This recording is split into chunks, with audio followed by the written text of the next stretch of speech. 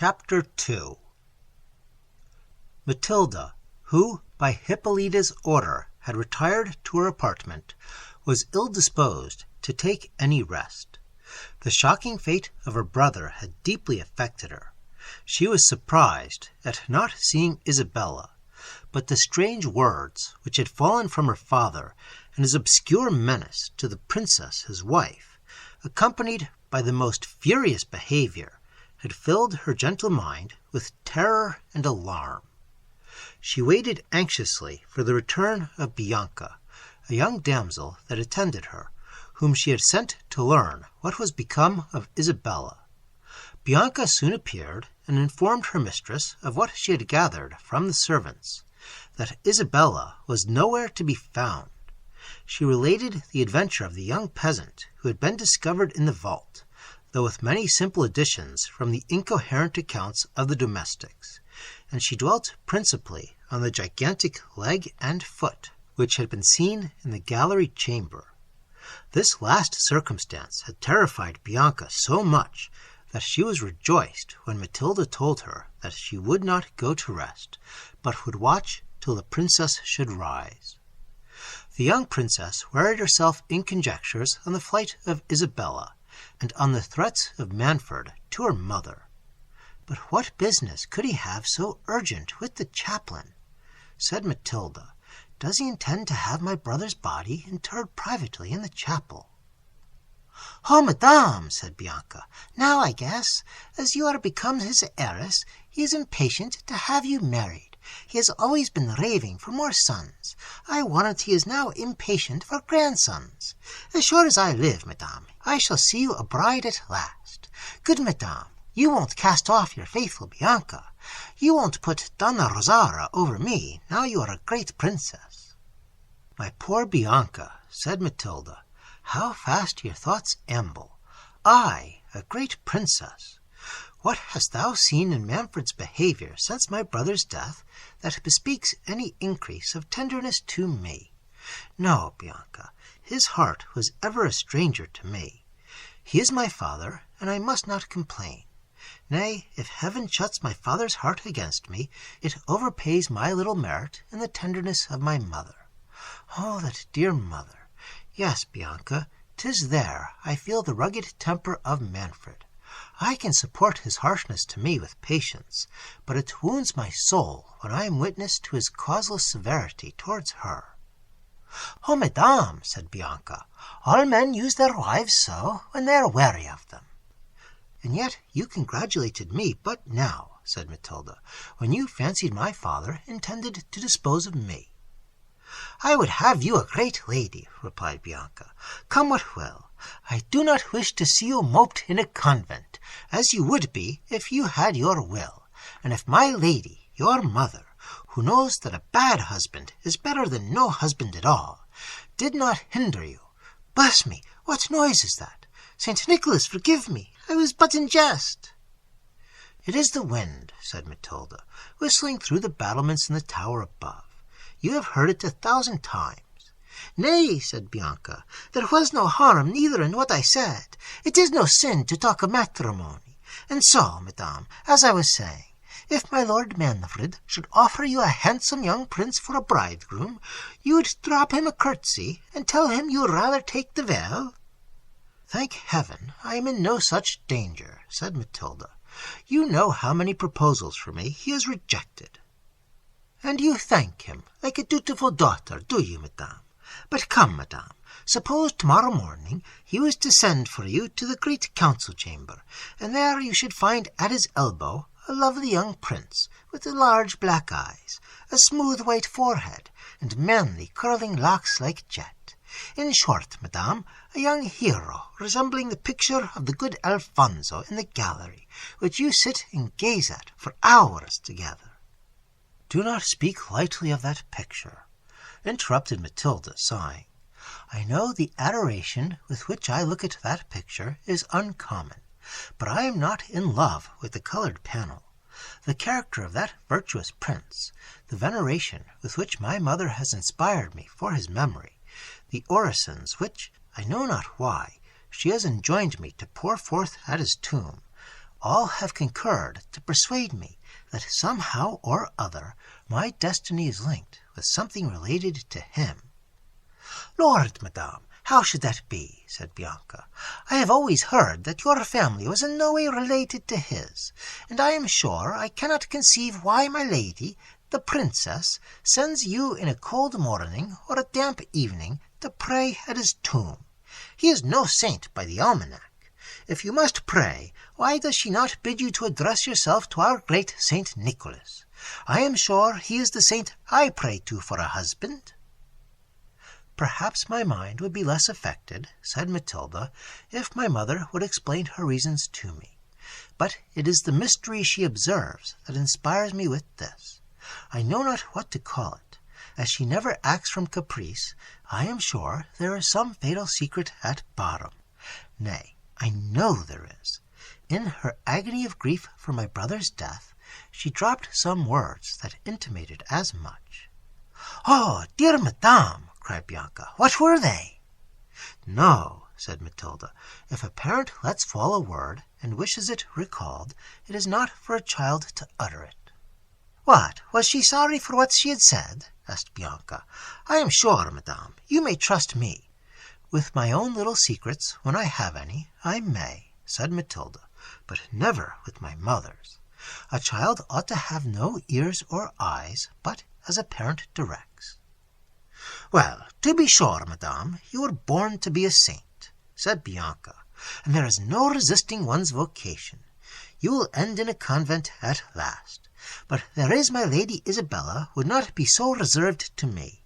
She would let me talk to her of young men, and when a handsome cavalier has come to the castle, she has owned to me that she wished your brother Conrad resembled him." "Bianca," said the princess, "I do not allow you to mention my friend disrespectfully. Isabella is of a cheerful disposition, but her soul is pure as virtue itself. She knows your idle, babbling humor, and perhaps has now and then encouraged it to divert melancholy and enliven the solitude in which my father keeps us." "Blessed Mary!" said Bianca, starting. "There it is again! Dear madame, do you hear nothing? This castle is certainly haunted." "Peace," said Matilda, "and listen. I did think I heard a voice, but it must be fancy. Your terrors, I suppose, have infected me." Indeed, madame," said Bianca, half weeping with agony, "I am sure I heard a voice." "Does anybody lie in the chamber beneath?" said the princess. "Nobody has dared to lie there," answered Bianca, "since the great astrologer, that was your brother's tutor, drowned himself. For certain, madame, his ghost and the young prince's are now met in the chamber below. For heaven's sake, let us fly to your mother's apartment." "I charge you not to stir," said Matilda. "If they are spirits in pain, we may ease their sufferings by questioning them. They could mean no hurt for us, for we have not injured them. And if they should, shall we be more safe in one chamber than in another? Reach me my beads. We will say a prayer, and then speak to them." "Oh, dear lady, I would not speak to a ghost for the world," cried Bianca. As she said those words, they heard the casement of the little chamber below Matilda's open. They listened attentively, and in a few minutes thought they heard a person sing, but could not distinguish the words. "This can be no evil spirit," said the princess in a low voice. "It is undoubtedly one of the family. Open the window, and we shall know the voice." "I dare not indeed, madame," said Bianca. "Thou art a very fool," said Matilda, opening the window gently herself. The noise the princess made was, however, heard by the person beneath, who stopped, and they concluded had heard the casement open. "Is anybody below?" said the princess. "If there is, speak." "Yes," said an unknown voice. "Who is it?" said Matilda. "A stranger," replied the voice. "What stranger?" said she, "and how didst thou come there at this unusual hour, when all the gates of the castle are locked?" "I am not here willingly," answered the voice, "but pardon me, lady, if I have disturbed your rest. I knew not that I was overheard. Sleep had forsaken me. I left a restless couch, and came to waste the irksome hours with gazing on the fair approach of morning, impatient to be dismissed from this castle. Thy words and accents, said Matilda, are of melancholy cast. If thou art unhappy, I pity thee. If poverty afflicts thee, let me know it. I will mention thee to the princess, whose beneficent soul ever melts for the distressed, and she will relieve thee.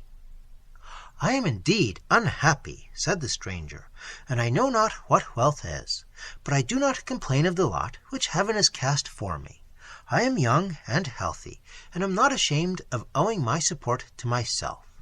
Yet think me not proud, or that I disdain your generous offers. I will remember you in my orisons. I will pray for blessings on your gracious self and your noble mistress. If I sigh, lady, it is for others, not for myself. Now I have it, madame, said Bianca, whispering to the princess. This is certainly the young peasant, and, be my conscience, he is in love. Well, this is a charming adventure. Do, madame, let us sift him. He does not know you, but it takes you for one of my Lady Hippolyta's women. Art thou not ashamed, Bianca, said the princess. What right have we to pry into the secrets of this young man's heart? He seems virtuous and frank, and tells us he is unhappy. Are those circumstances that authorize us to make a property of him? How are we entitled to his confidence? Lord, madame, how little you know of love, replied Bianca. Why, lovers have no pleasure equal to talking of their mistress. And would you have me become a peasant's confidant? Said the princess. Well, then, let me talk to him, said Bianca. Though I have the honor of being your highness's maid of honor, I was not always so great.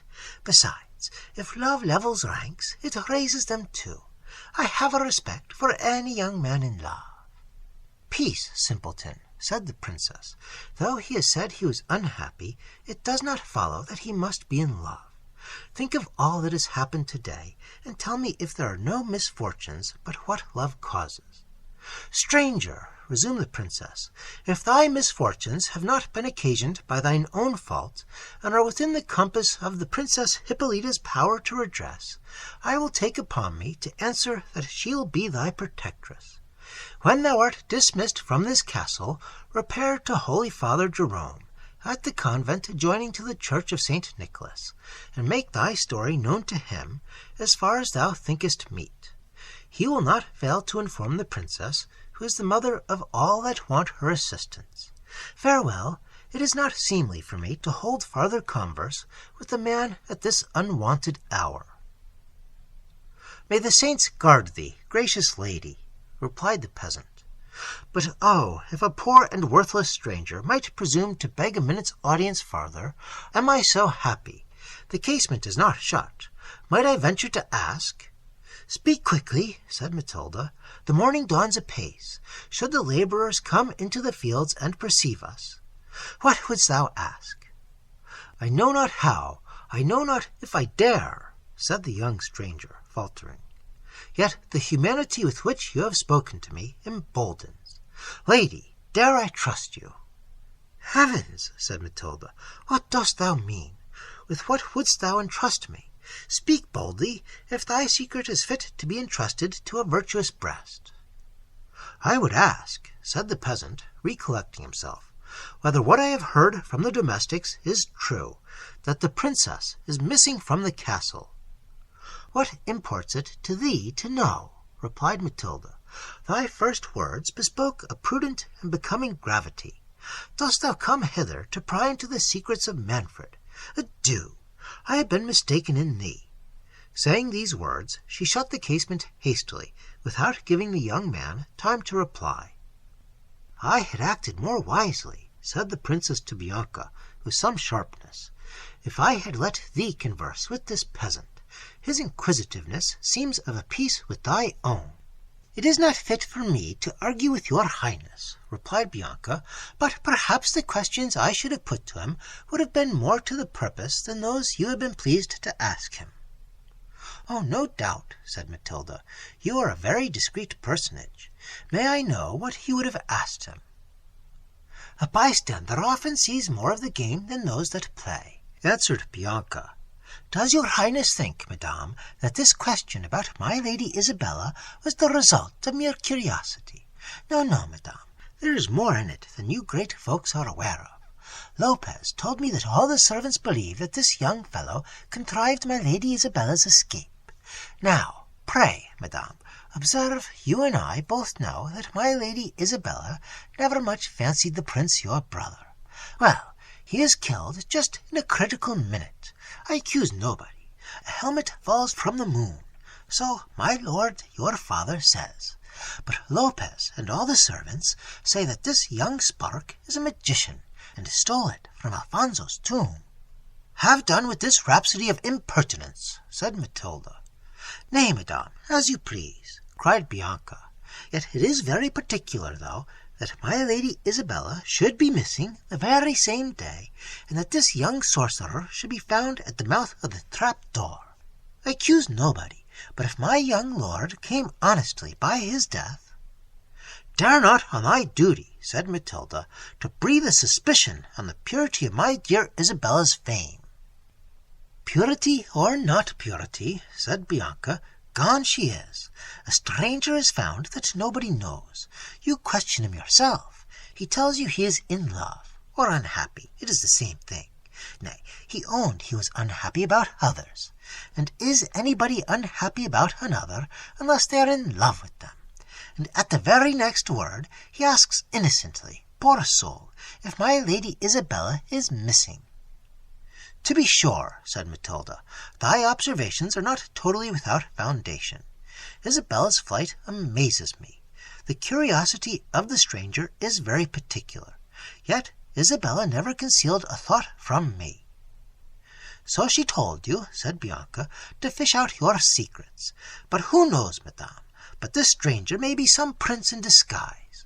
Do, madame, let me open the window and ask him a few questions. No, replied Matilda, I will ask him myself, if he knows aught of Isabella. He is not worthy I should converse farther with him. She was going to open the casement when they heard the bell ring at the postern gate of the castle, which is on the right hand of the tower where Matilda lay. This prevented the princess from renewing the conversation with the stranger. After continuing silent for some time, I am persuaded, said she to Bianca, that whatever be the cause of Isabella's flight, it has no unworthy motive. If this stranger was accessory to it, she must be satisfied with his fidelity and worth. I observed, did you not, Bianca, that his words were tinctured with an uncommon infusion of piety. It was no ruffian speech. His phrases were becoming a man of gentle birth. I told you, madame, said Bianca, that I was sure he was some prince in disguise. Yet, said Matilda, if he was privy to her escape, how will you account for his not accompanying her in her flight? Why expose himself unnecessarily and rashly to my father's resentment?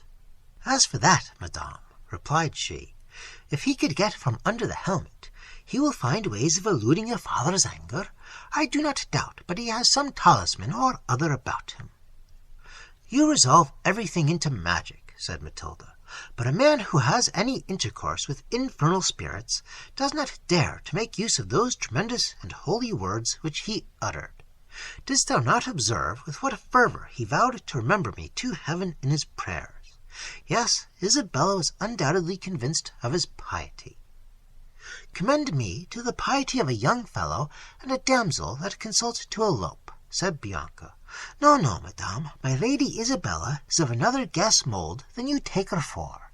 She used, indeed, to sigh and lift up her eyes in your company, because she knows you're a saint, but when your back was turned— You wrong her, said Matilda. Isabella is no hypocrite. She has a due sense of devotion, but never affected a call she has not.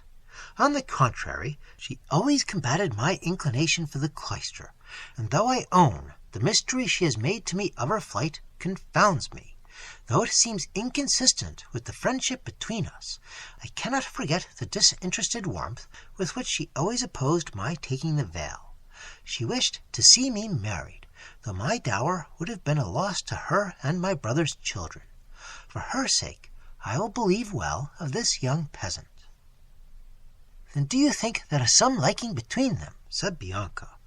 While she was speaking, a servant came hastily into the chamber and told the princess that the Lady Isabella was found. "Where?" said Matilda.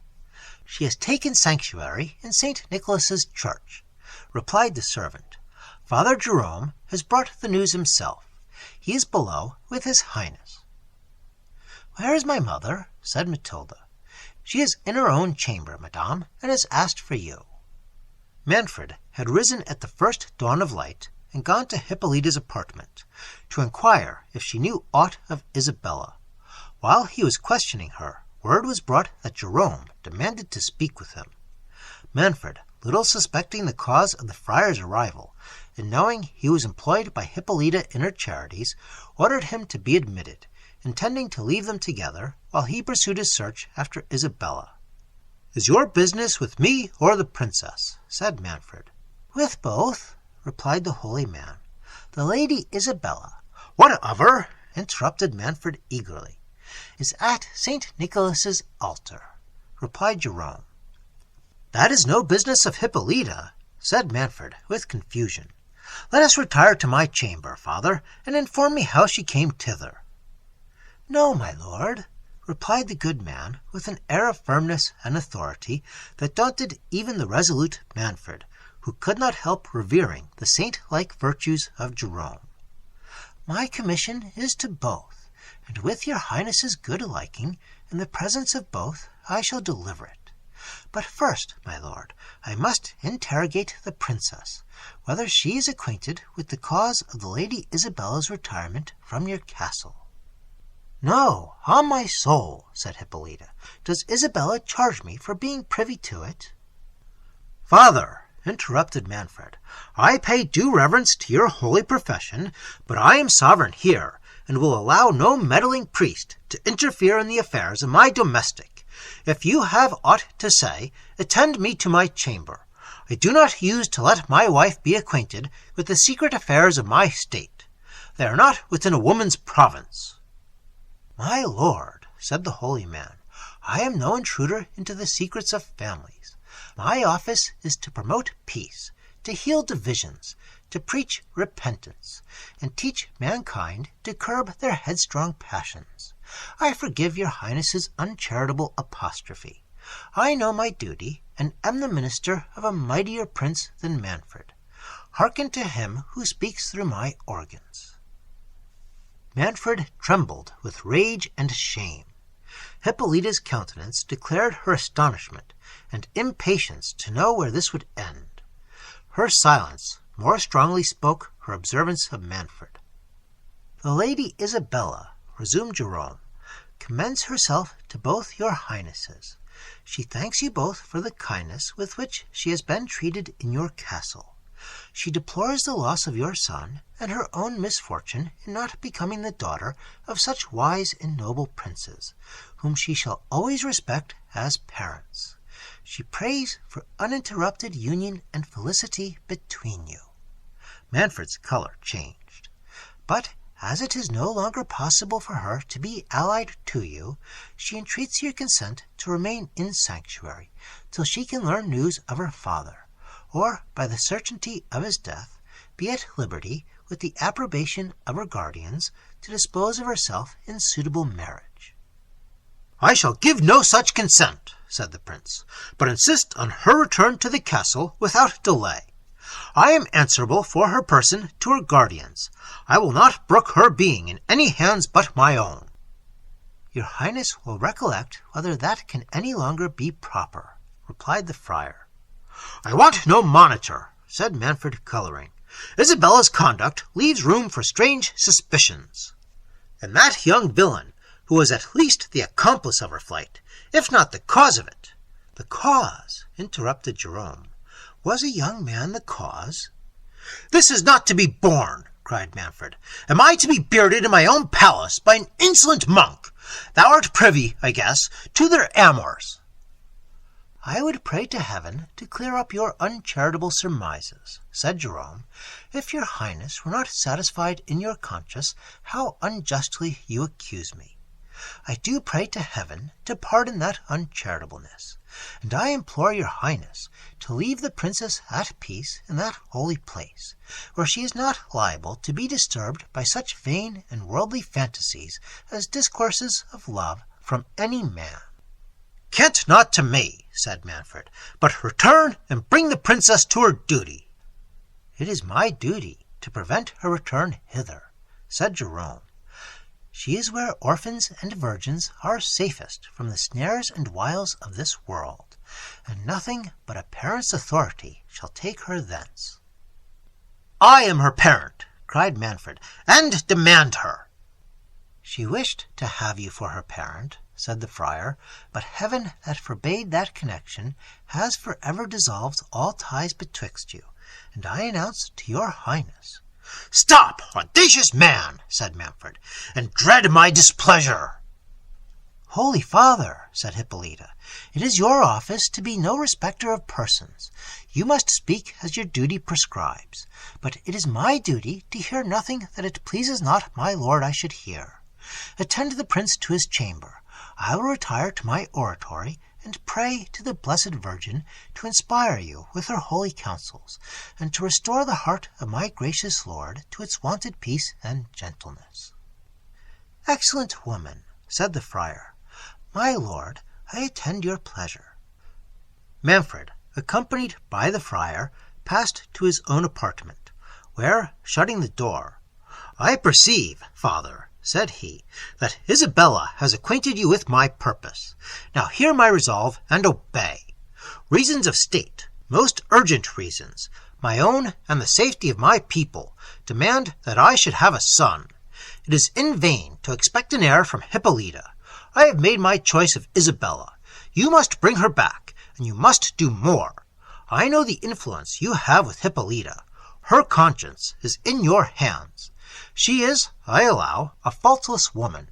Her soul is set on heaven, and scorns the little grandeur of this world. You can withdraw her from it entirely. Persuade her to consent to the dissolution of our marriage, and to retire into a monastery. She shall endow one, if she will, and she shall have the means of being as liberal to your order as she or you can wish. Thus you will divert the calamities that are hanging over our heads, and have the merit of saving the principality of Otranto from destruction. You are a prudent man, and though the warmth of my temper betrayed me into some unbecoming expressions, I honor your virtue, and wish to be indebted to you for the repose of my life, and the preservation of my family. The will of heaven be done, said the friar. I am but its worthless instrument. It makes use of my tongue to tell thee, prince, of thy unwarrantable designs. The injuries of the virtuous Hippolyta have mounted to the throne of pity. By me thou art reprimanded for thy adulterous intention of repudiating her. By me thou art warned not to pursue the incestuous design on thy contracted daughter. Heaven, that delivered her from thy fury, when the judgments so recently fallen on thy house ought to have inspired thee with other thoughts, will continue to watch over her. Even I, a poor and despised friar, am able to protect her from thy violence. I, sinner as I am, and uncharitably reviled by your highness as an accomplice of I know not what amours, scorn the allurements with which it has pleased thee to tempt mine honesty. I love my order, I honor devout souls, I respect the piety of thy princess, but I will not betray the confidence she reposes in me, nor serve even the cause of religion by foul and sinful compliances. But forsooth, the welfare of the state depends on your highness having a son. Heaven mocks the short-sighted views of man. But yestermorn, whose house was so great, so flourishing as Manfred's, where is young Conrad now? My lord, I respect your tears, but I mean not to check them. Let them flow, prince. They will weigh more with heaven toward the welfare of thy subjects than a marriage which founded on lust or policy could never prosper. The scepter, which passed from the race of Alfonso to thine cannot be preserved by a match which the Church will never allow. If it is the will of the Most High that Manfred's name must perish, resign yourself, my lord, to its decrees, and thus deserve a crown that can never pass away. Come, my lord, I like this sorrow. Let us return to the princess.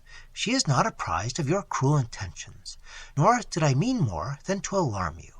You saw with what gentle patience, with what efforts of love, she heard, she rejected hearing, the extent of your guilt. I know she longs to fold you in her arms, and assure you of her unalterable affection. Father, said the prince, you mistake my compunction. True, I honor Hippolyta's virtues. I think her a saint, and wish it were for my soul's health to tie faster the knot that has united us. But alas, father, you know not the bitterest of my pangs. It is some time that I have had scruples on the legality of our union. Hippolyta is related to me in the 4th degree. It is true we had a dispensation, but I have been informed that she had also been contracted to another. This it is that sits heavy at my heart. To this state of unlawful wedlock I impute you the visitation that has fallen on me in the death of Conrad. Ease my conscience of this burden, dissolve our marriage, and accomplish the work of godliness, which your divine exhortations have commenced in my soul. How cutting was the anguish which the good man felt when he perceived this turn of the wily prince. He trembled for Hippolyta, whose ruin he saw was determined, and he feared, if Manfred had no hope of recovering Isabella, that his impatience for a son would direct him to some other object, who might not be equally proof against the temptation of Manfred's rank. For some time the holy man remained absorbed in thought. At length, conceiving some hopes from delay, he thought the wisest conduct would be to prevent the prince from despairing of recovering Isabella. Her the friar knew he could dispose, from her affection to Hippolyta, and from the aversion she had expressed to him for Manfred's addresses, to second his views, till the censures of the Church could be fulminated against a divorce. With this intention, as if struck with the prince's scruples, he said at length, "My lord, I have been pondering on what your highness has said, and if, in truth, it is a delicacy of conscience that is the real motive of your repugnance to your virtuous lady, far be it from me to endeavor to harden your heart. The Church is an indulgent mother. Unfold your griefs to her. She alone can administer comfort to your soul, either by satisfying your conscience, or, upon examination of your scruples, by setting you at liberty and indulging you in the lawful means of continuing your lineage. In the latter case, if the Lady Isabella can be brought to consent." Manfred, who concluded that he had either overreached the good man, or that his first warmth had been but a tribute paid to appearance, was overjoyed at this sudden turn, and repeated the most magnificent promises if he should succeed by the friar's mediation. The well-meaning priest suffered him to deceive himself, fully determined to traverse his views instead of seconding them.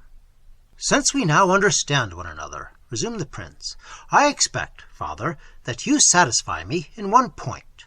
Who is the youth that I found in the vault? He must have been privy to Isabella's flight. Tell me truly, is he her lover, or is he an agent for another's passion? I have often suspected Isabella's indifference to my son.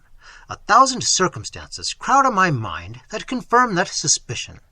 She herself was so conscious of it, that while I discoursed her in the gallery, she outran my suspicions, and endeavored to justify herself from coolness to Conrad." The friar, who knew nothing of the youth but what he had learnt occasionally from the princess, ignorant what was become of him, and not sufficiently reflecting on the impetuosity of Manfred's temper, conceived that it might not be amiss to sow the seeds of jealousy in his mind. They might be turned to some use hereafter, either by prejudicing the prince against Isabella, if he persisted in that union, or by diverting his attention in the wrong scent, and employing his thoughts on a visionary intrigue, prevent his engaging in any new pursuit. With this unhappy policy, he answered in a manner to confirm Manfred in the belief of some connection between Isabella and the youth. The prince, whose passions wanted little fuel to throw them into a blaze, fell into a rage at the idea of what the friar suggested. "I will fathom to the bottom of this intrigue," cried he, and quitting Jerome abruptly, with a command to remain there till he returned, he hastened to the great hall of the castle, and ordered the peasant to be brought before him. "Thou hardened young impostor," said the prince as soon as he saw the youth, "what becomes of thy boasted veracity now? It was Providence, was it, in the light of the moon, that discovered the lock of the trap-door to thee? Tell me, audacious boy, who thou art, and how long thou hast been acquainted with the princess, and take care to answer with less equivocation than thou didst last night, or tortures shall wring the truth from thee." The young man, perceiving that his share in the flight of the princess was discovered, and concluding that anything he should say could no longer be of any service or detriment to her, replied, "I am no impostor, my lord, nor have I deserved opprobrious language. I answered to every question your highness put to me last night with the same veracity that I shall speak now, and that will not be from fear of your tortures, but because my soul abhors a falsehood.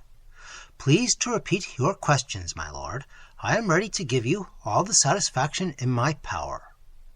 "You know my questions," replied the prince, "and only want time to prepare an evasion.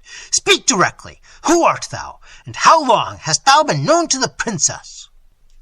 "I am a laborer at the next village," said the peasant. "My name is Theodore. The princess found me in the vault last night. Before that hour I never was in her presence." "I may believe as much or as little as I please of this," said Manfred, "but I will hear thy own story before I examine into the truth of it. Tell me, what reason did the princess give thee for making her escape? Thy life depends on thy answer." "She told me," replied Theodore, "that she was on the brink of destruction, and that if she could not escape from the castle, she was in danger in a few moments of being made miserable for ever." "And on this slight foundation, on a silly girl's report," said Manfred, "thou didst hazard my displeasure." "I fear no man's displeasure," said Theodore, "when a woman in distress puts herself under my protection." During this examination, Matilda was going to the apartment of Hippolyta. At the upper end of the hall, where Manfred sat, was a boarded gallery with latticed windows, through which Matilda and Bianca were to pass. Hearing her father's voice, and seeing the servants assembled around him, she stopped to learn the occasion. The prisoner soon drew her attention. The steady and composed manner in which he answered, and the gallantry of his last reply, which were the first words she heard distinctly, interested her in his favor. His person was noble, handsome, and commanding, even in that situation, but his countenance soon engrossed her whole care. "Heavens, Bianca," said the princess softly, "do I dream, or is not that youth the exact resemblance of Alfonso's picture in the gallery?" She could say no more, for her father's voice grew louder at every word. "This bravado," said he, "surpasses all thy former insolence. Thou shalt experience the wrath with which thou darest to trifle. Seize him," continued Manfred, "and bind him. The first news the princess hears of her champion shall be that he has lost his head for her sake." "The injustice of which thou art guilty towards me," said Theodore, "convinces me that I have done a good deed in delivering the princess from thy tyranny. May she be happy, whatever becomes of me." "This is a lover," cried Manfred in a rage. "A peasant within sight of death is not animated by such sentiments. Tell me, rash boy, who art thou, or the rack shall force thy secret from thee." "Thou hast threatened me with death already," said the youth. "For the truth I have told thee. If that is all the encouragement I am to expect for sincerity, I am not tempted to indulge thy vain curiosity farther." "Then thou wilt not speak," said Manfred. "I will not," replied he. "Bear him away into the courtyard," said Manfred. "I will see his head this instant severed from his body." Matilda fainted at hearing those words. Bianca shrieked and cried, "Help! Help! The princess is dead!" Manfred started at this ejaculation and demanded what was the matter. The young peasant, who heard it too, was struck with horror, and asked eagerly the same question. But Manfred ordered him to be hurried into the court, and kept there for execution, till he had informed himself of the cause of Bianca's shrieks. When he learned the meaning, he treated it as a womanish panic, and ordering Matilda to be carried to her apartment, he rushed into the court, and calling for one of the guards, bade Theodore kneel down and prepare to receive the fatal blow.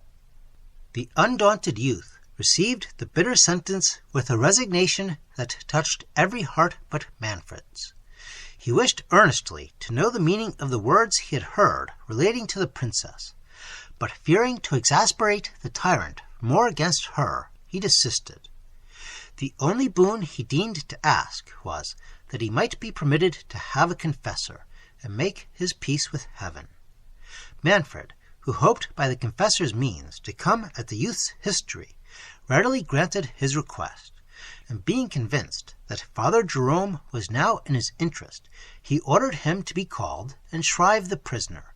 The holy man, who had little foreseen the catastrophe that his imprudence occasioned, fell on his knees to the prince, and adjured him in the most solemn manner not to shed innocent blood. He accused himself in the bitterest terms for his indiscretion, endeavored to disculpate the youth, and left no method untried to soften the tyrant's rage.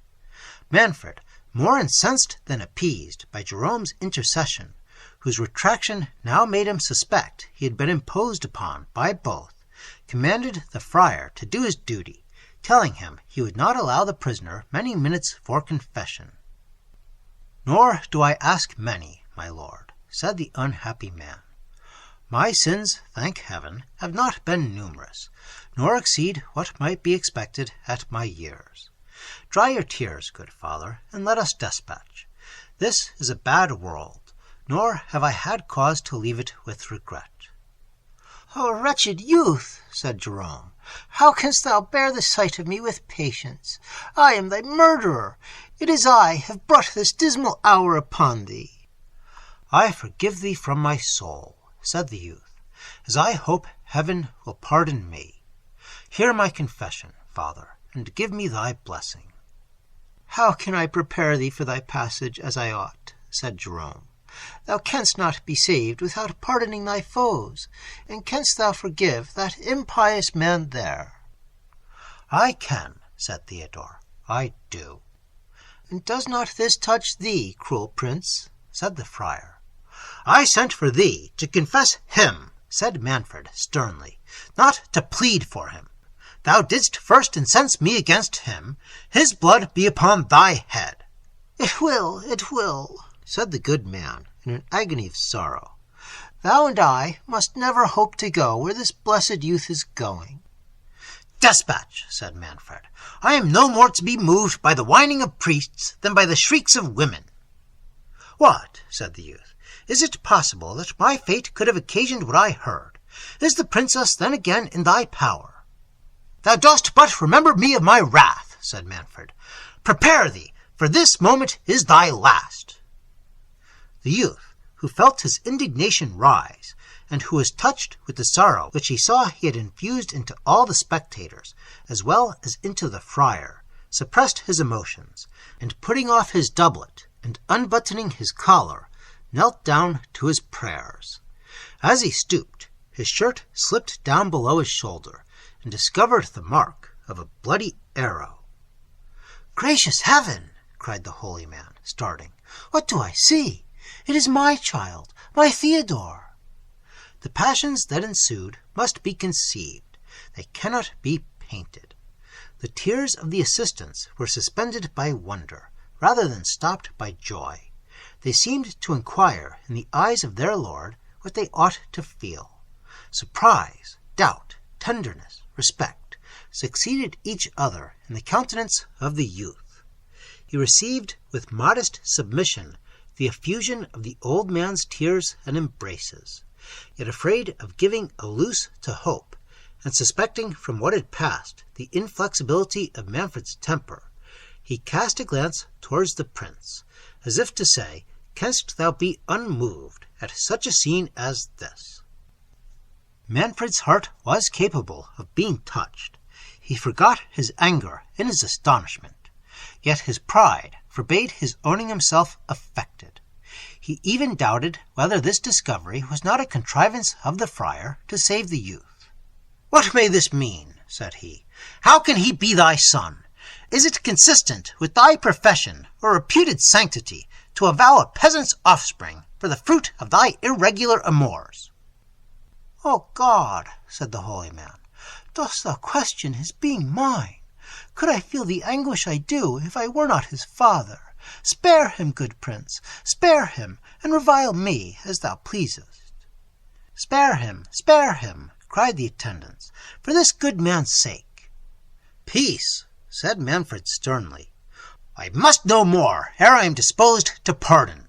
A saint's bastard may be no saint himself."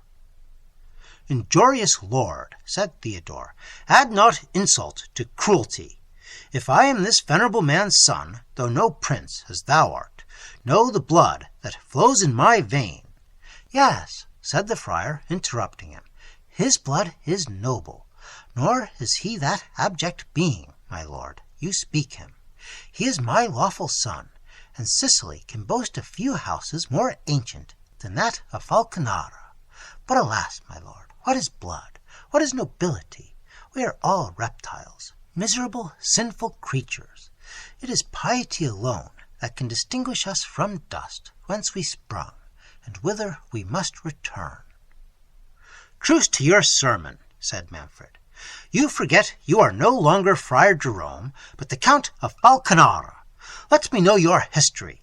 You will have time to moralize hereafter, if you should not happen to obtain the grace of that sturdy criminal there." "Mother of God," said the friar, "is it possible my lord can refuse a father the life of his long-lost child? Trample me, my lord, scorn, afflict me, accept my life for his, but spare my son." "Thou canst feel, then," said Manfred, "what it is to lose an only son.